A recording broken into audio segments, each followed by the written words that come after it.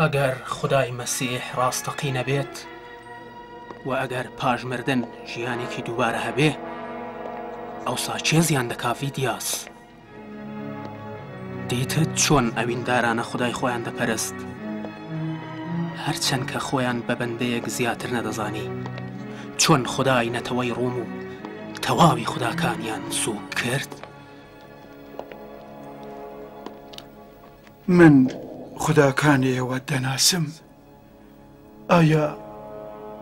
ئایا تۆش خودای من دەناسی؟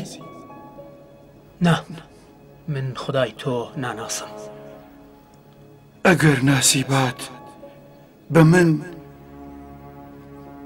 بە من حەقت دەدا کە زیاتر لەمانە ئەوم خۆش بێ.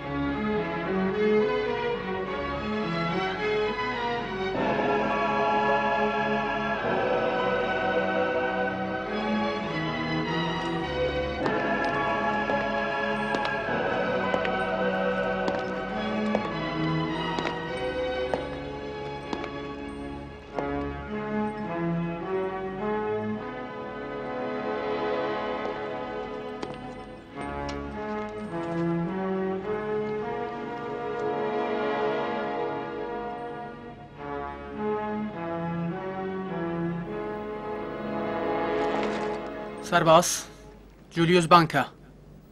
من ئەم شەو دەبێ ئەوانە ناچار بە تۆ بە بکەم. خدایە، ئێمە لە ڕێگای خۆتدا خۆڕاگر بکە. یارمەتیمان بدە تا لە ڕێگای تۆدا گیانی خۆمان بەختکەین. بە ئێمە توانایی سەبر و خۆڕاگری عتاب فەرموو.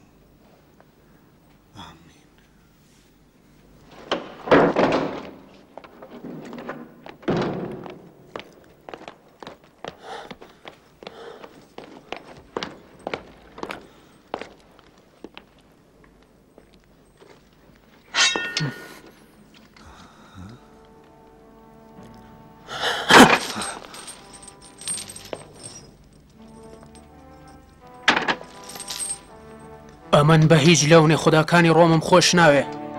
خودای ئێوەش ناناسم. بەڵام وا دەزانم خودای ئێوە دەبێ خودایەکی چاک بێت کە پێڕەوانێکی وەکو ئێوە هەیە. چی دەڵێی فێدیاس؟ هەرچی زووتر دەرچن. بیر لە گیانی خۆ کردوێتەوە؟ ئێمە بۆ ڕزگاربوونی گیانی خۆمان حەزرین گیانی تۆ بخەینە مەترسیەوە فێدیاس. ئایا پێویستە ئینسان هەموو کات بیر لە گیانی خۆی بەڵێ بەڵێ بێگومان دەبێ وریای گیانی خۆت بیت. ئەم شەو ئێوە لە بەرامبەری ئیمپراتوردا لە بیری گیانی خۆتاندا بوون؟ ئەرێ ئێمە بڕیانمان کرد کە گیانمان لە بەرامبەری خودای خۆماندا بەختکەین. وام کارمان کرد. تۆ بۆچی دەتەوێت ئەو کارە بکەی؟ نازانم. ئایا بەڕاستی خودای ئێوە من ڕێگە دەدا؟ ئەرێ ڕێگات دەدا، بەڵام لە پێشدا دەبێ ئیمانی پێبێنی. چۆن دەتوانین ئیمانی پێبێنین؟ لەگەڵ من بڕێ. من فێدیاس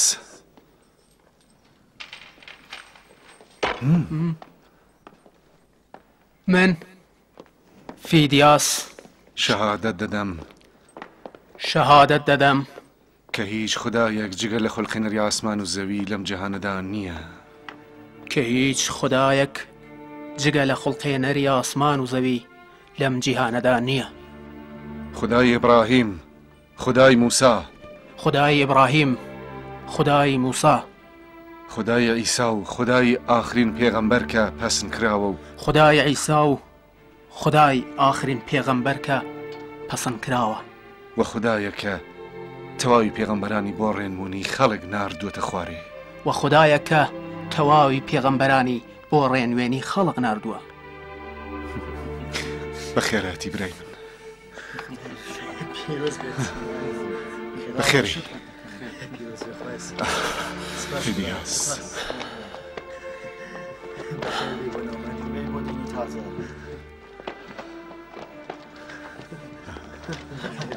بخير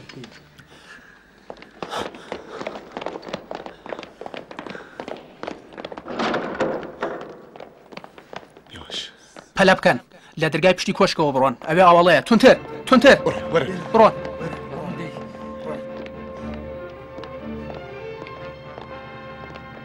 ئاهای لەگەڵ ئێوەمە ڕاوەستن ڕاوەستن دەکەیتەوە فێلیاس نا ئێوە بڕۆن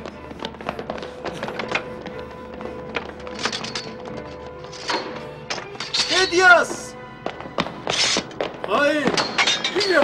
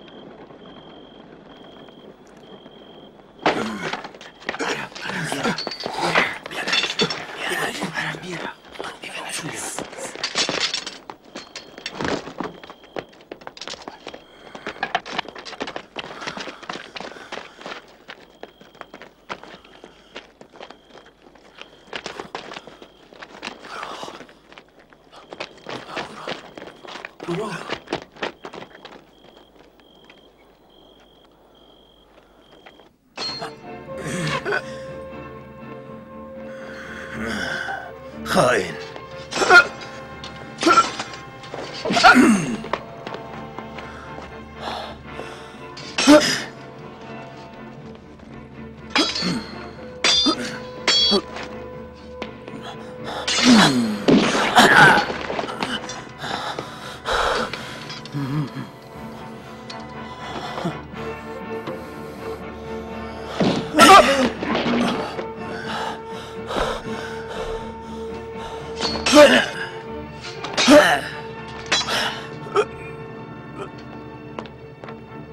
چ بووە؟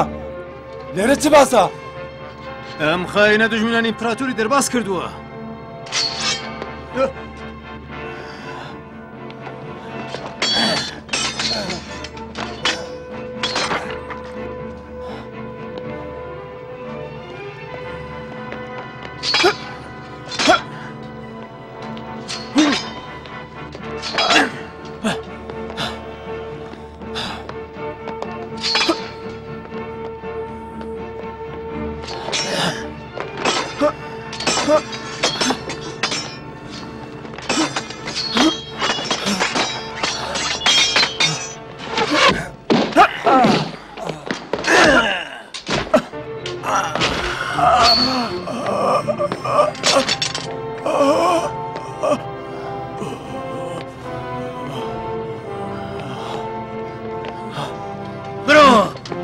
برۆ خاوەشکە جۆلێسمان بکە بڵێ بەندیەکانی دەرباز کردووە.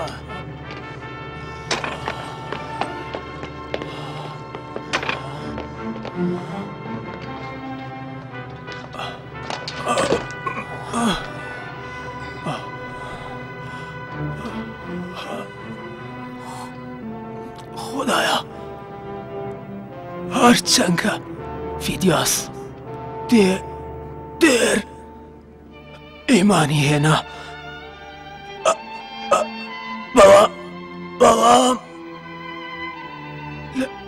بەڵام لێی خۆش بە